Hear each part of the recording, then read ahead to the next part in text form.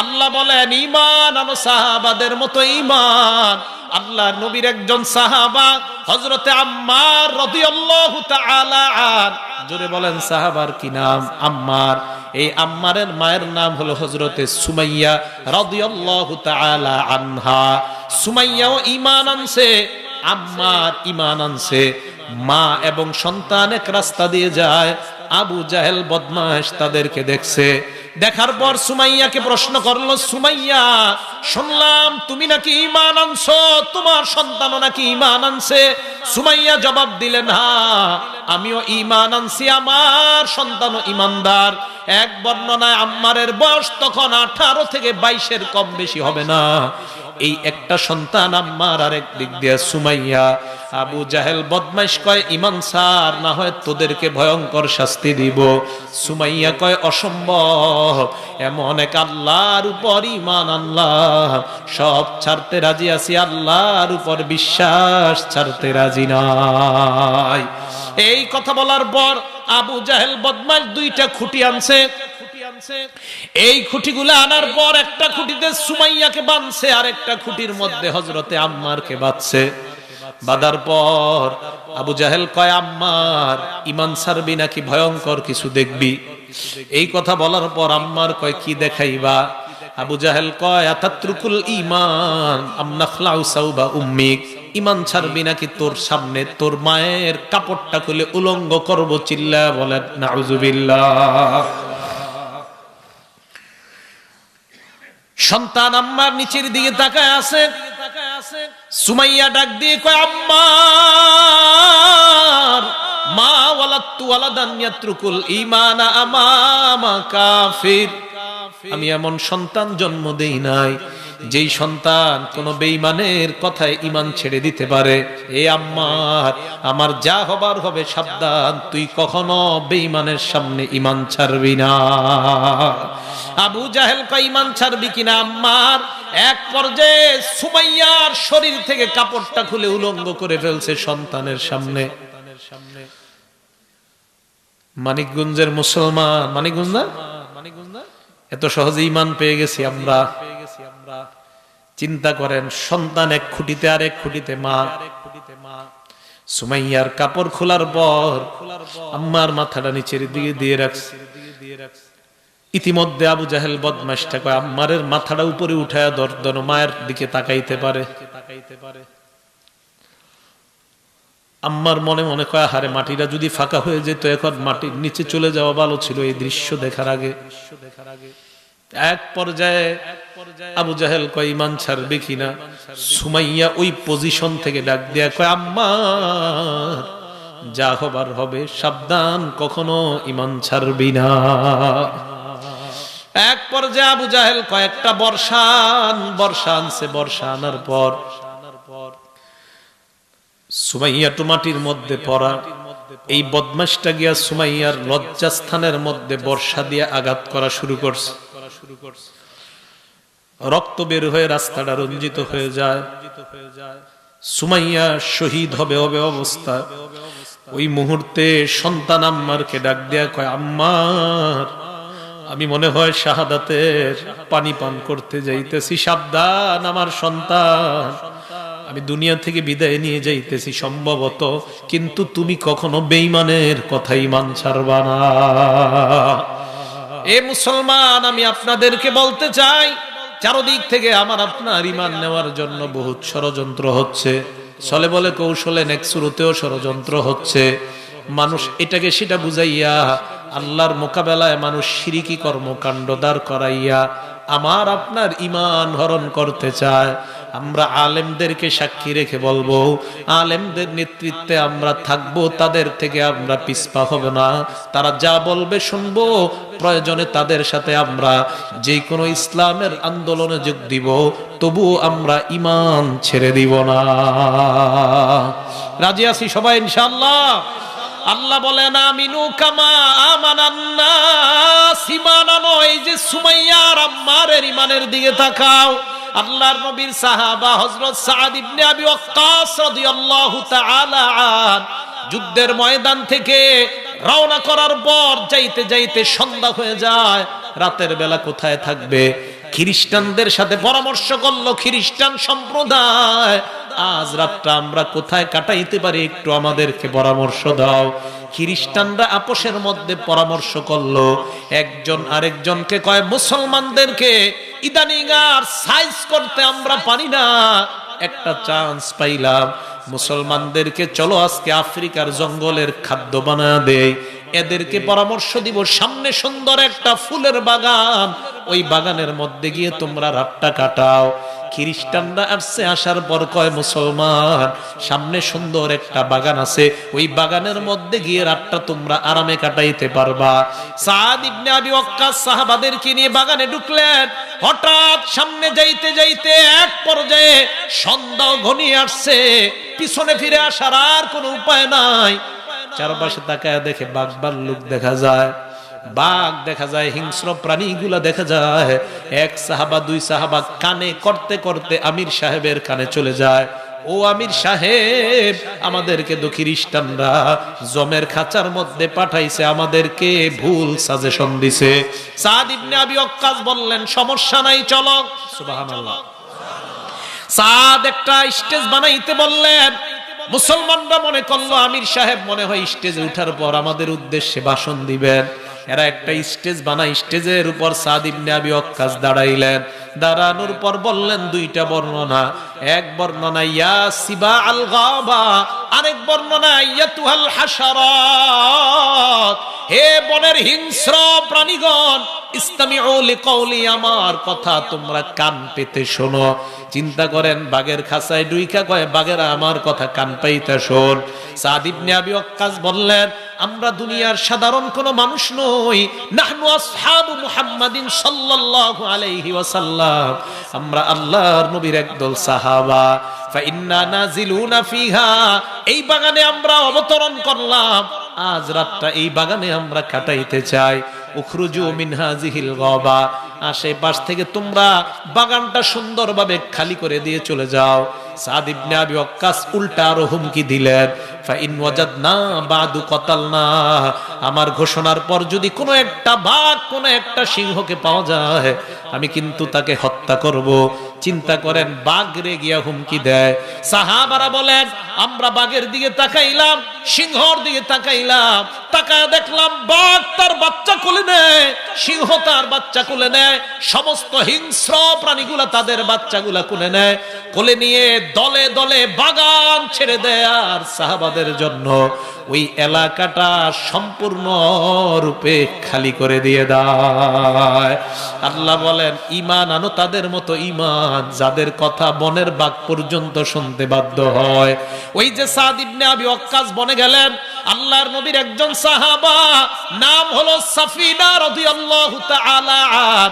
ওই সাফিনা যাইতে একটু দেরি হয়ে গেছে, বনে যারা গেছে তারা তো চলে গেছে, নবীর একজন সাহাবা তিনি আসতে আসতে দেরি হয়ে গেছে। কেন দেরি হয়েছে? উনি অন্যান্য সাহাবাদের মালগুলা কাদের মধ্যে নেয়, তাই হাঁটতে হাঁটতে একটু ওনার আসতে দেরি হয়। সাফিনা শব্দের অর্থ হলো পানির জাহাজ। বলেন কি নাম? এই সাহাবার নাম সাফিনা কেন? উনি কি পানির জাহাজ? হ্যাঁ, সাফিনা অর্থ কি আগে বলেন? পানির জাহাজ। নবীজি একদিন তার দিকে তাকায় তাকায় দেখে সব সাহাবাদের মালগুলা নিজের কাঁধে নেয়, আর কয় ও সাহাবারা তোমরা যারা মাল সামানা নিতে না পারো আমার কাঁধে দিবা, আমি তোমাদের ইকরাম করব, খেদমত করব। আল্লাহর নবী একদিন তাকায় দেখে তার কাঁধে সব মাল। নবী কয় সর্বনাশ, সাফিনা তো পানিতে চলে, মানে জাহাজ তো পানিতে চলে, আমার সাফিনা দেখি মাটির উপর চলে, মানে আমার পানির জাহাজ দেখি মাটির উপর চলে। নবীর সাহাবা কয় সাহাবাদের দল, আমার নবী আমাকে কি বললেন? কয় তোমারে সাফিনা বলছে।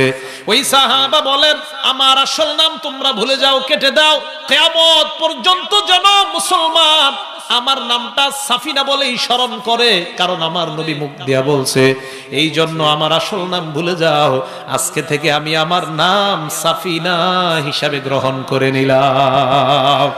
এই নবীর সাহাবা সাফিনা, উনি আস্তে আস্তে জঙ্গলের মধ্যে ঢুকতে দেরি হয়ে যায়। ওনার সামনে আদরাকাহুজ্জিবু, একটা নেকড়ে বাঘ, হিংস্র বাঘ তার সামনে পড়ছে। বাঘ যদি মানুষ দেখে আক্রমণ করতে চায়, সাফিনাকে দেখার পর যখন আক্রমণ করবে, দেখেন কি কয় সাফিনা, কয় আইয়ুহাজ্জিবু, হে নেকড়ে বাঘ থেমে যাও। বাঘ কয় কি রে, কি কয়? কয় থেমে যাও। আমি সাধারণ মানুষ না। ইন্নী মিন আসহাবি মুহাম্মাদিন সাল্লাল্লাহু আলাইহি ওয়াসাল্লাম, আমি আল্লাহর নবীর একজন সাহাবা। আমি সাহাবাদের মালগুলা বহন করার কারণে আসতে দেরি হয়ে গেছে। আমার একাকিত্বের দুর্বলতায় আমার উপর তুমি আক্রমণ করবা না। আমার উপর যদি আক্রমণ করো, সাহাবাদের মাল সামানাগুলো আমি পৌঁছাইতে পারবো না। সাফিনা বলেন, বাঘটা আমার দিকে চেহারা ছিল, হঠাৎ দেখলাম বাঘ তার লেজ আমার দিকে দিয়ে, চেহারাটা সামনের দিকে দিয়ে আমার দিকে লেজটা এইভাবে ঘুরায় আর বুঝায়, ও নবীর সাহাবা, এই দিক দিয়া রাস্তায় যাইতে তোমার যেন কোনো সমস্যা না হয়। আমি বাঘ তোমাকে পাহারা দিতে দিতে তোমার সাথীদের পর্যন্ত পৌঁছায়া দে। আল্লাহ বলেন, আমিনু কামা আমানান নাস, ঈমান আনো তাদের মতো ঈমান। আল্লাহর নবীর একজন সাহাবা নাম খুবাইব রাদিয়াল্লাহু তাআলা আন, কি নাম? 10 জন সাহাবাকে নবী পাঠাইলেন দাওয়াত দেওয়ার জন্য।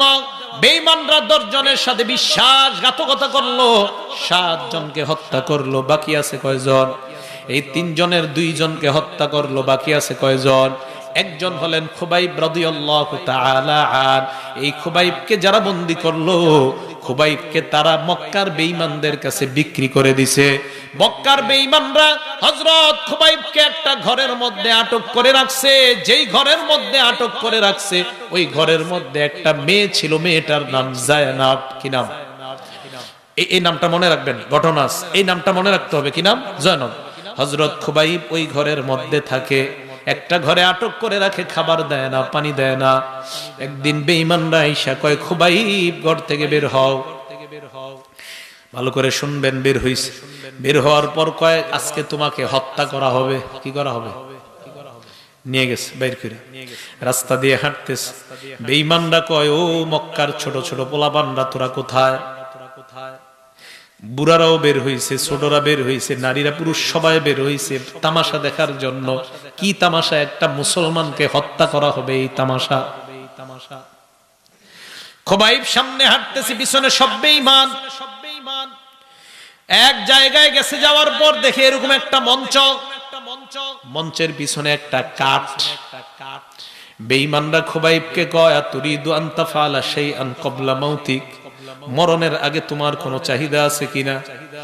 খুবাইব কয়, উরিদু আন উসাল্লিয়া রাকাতাইন, আমি আল্লাহর জন্য 2 রাকাত নামাজ আদায় করতে চাই।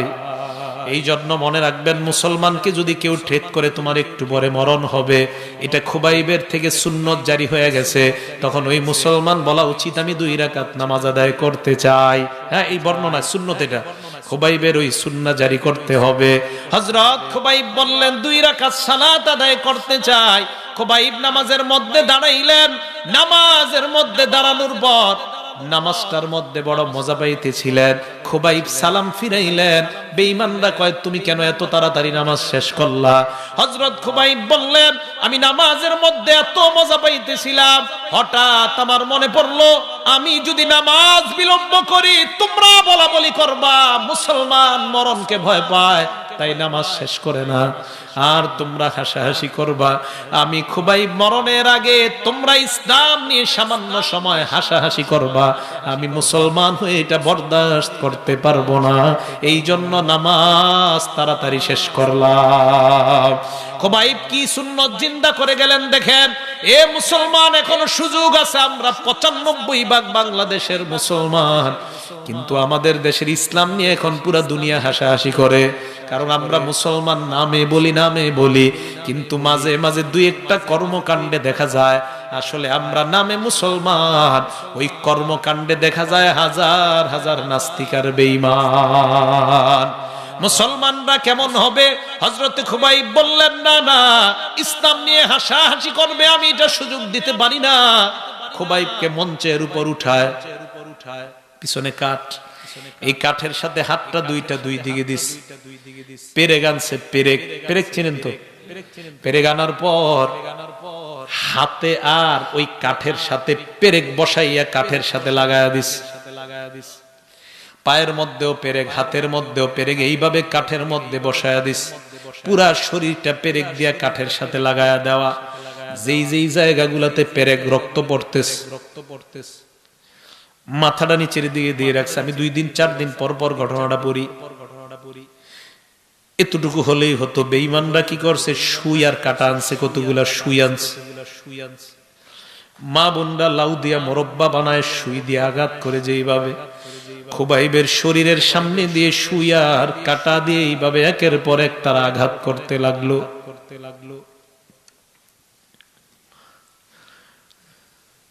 মা বোনরা চাউল ধৌত করে যেই পাতিলের মধ্যে নিচে দেখবেন ছোট ছোট অনেকগুলা ছিদ্র, খুবাইবের পুরা শরীরটা ছোট ছোট ছিদ্র, এই ছিদ্র দিয়া রক্ত পড়তেছে। একটা মুসলমানের এইভাবে রক্ত বেঈমানরা তামাশা দেখতেছে। মাথাটা নিচের দিকে দিয়ে রাখছে। এই মুহূর্তে একটা বেঈমান কয়, খুবাইব মাথা উঠাও। মাথা উঠাইছে। মাথা উঠানোর পর বেঈমান কয়, খুবাইব একটা শব্দ বলো, তোমাকে আমরা ছেড়ে দেই। খুবাইব মাথা উঠায় কয়, কি বলবো বলো। কয়, মুহাম্মদ রে একটা গালি দাও, তোমারে আমরা ছেড়ে দেই।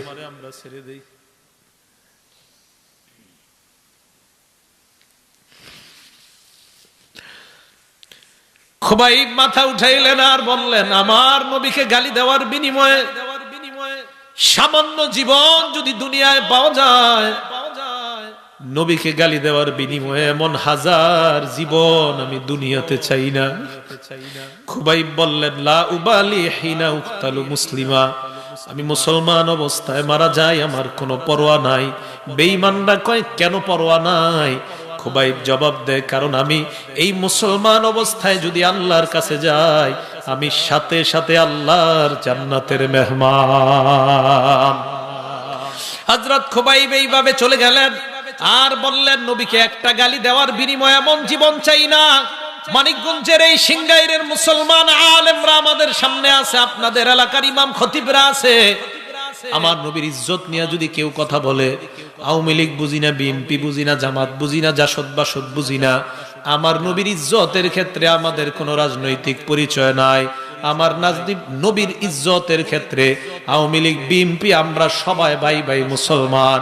মানিকগঞ্জের আর সিংগাইরের উলামায়ে কেরাম যদি আমার নবীর ইজ্জত রক্ষার জন্য কখনো মাঠে ময়দানে ডাক দেয়, কারা কারা জানমাল নিয়ে আসতে রাজি জানতে চায়? সবাই রাজি আছি তো ইনশাআল্লাহ? খুবাইব শহীদ হয়ে গেলেন। মনে আছে যেই ঘরে ছিল, এই ঘরে একটা মেয়ে ছিল, কি নাম? এই মেয়েটা খুবাইব শহীদ হওয়ার কিছুদিন পর কালিমা পড়ে মুসলমান হয়ে যায়। সাহাবারা প্রশ্ন করলেন, তুমি কেন মুসলমান হইলা? মেয়েটা জবাব দেয়, আমাদের ঘরে খুবাইবকে বন্দী করে রাখছে, আমার বাবা চাচা খাবার দেয় না, পানি দেয় না। আমি চিন্তা করতাম, একটা মানুষ পানি ছাড়া খাবার ছাড়া কিভাবে বাঁচে। আমি মাঝে মাঝে দরজার আড়াল দিয়ে তাকাইতাম, জানালার আড়াল দিয়ে তাকায় দেখতাম খুবাইব যেই ঘরের মধ্যে আছে উপরে ফল ঝুলতেছে, এমন ফল যেই ফল মক্কা মদিনার কোথাও পাওয়া যায় না। ওই ফল দেখি খুবাইব পারে, এক একটা ফল পারে আর খুবাইব মুখের মধ্যে ঢুকায়। আমি প্রশ্ন করলাম, কোত্থেকে তুমি এই ফল পাও? খুবাইব জবাব দেয়, কাউকে বলবা না।